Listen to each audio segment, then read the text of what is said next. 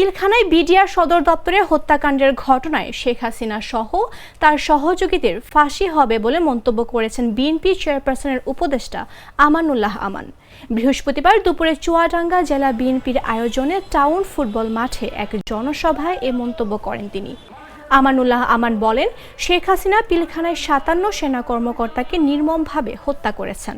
এ হত্যার দায়ে শেখ হাসিনা এবং তার সহযোগীদের ৫৭ বার ফাঁসি হবে। আমাদের আইন আদালত এবং জনগণ হাসিনা সহ তার দোষর কাউকে রেহাই দেবে না। আসন গ্রহণ করার জন্য অনুরোধ করছি জাতীয়তাবাদী স্বেচ্ছাসেবক আহ্বায়ক জনাব কামরুজ্জামান। হাজার হাজার ছাত্র জনতাকে হত্যা করেছে।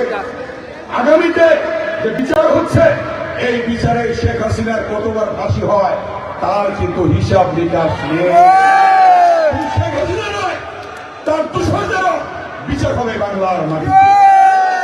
এই বাংলার মাটিতে তার বিচার হবে। সেই বিচারের মধ্য দিয়ে শেখ হাসিনা বলছিল না ভাইয়েরা, কি বলছিল?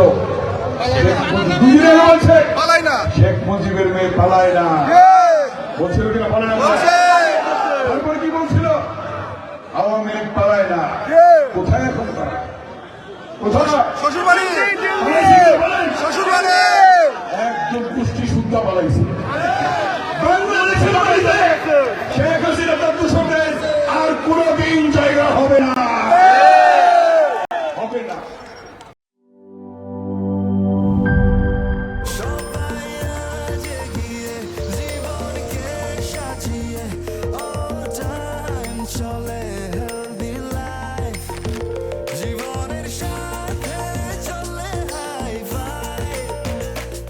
চলার পথে স্বাস্থ্যকর all time honeycomb, all time healthy life.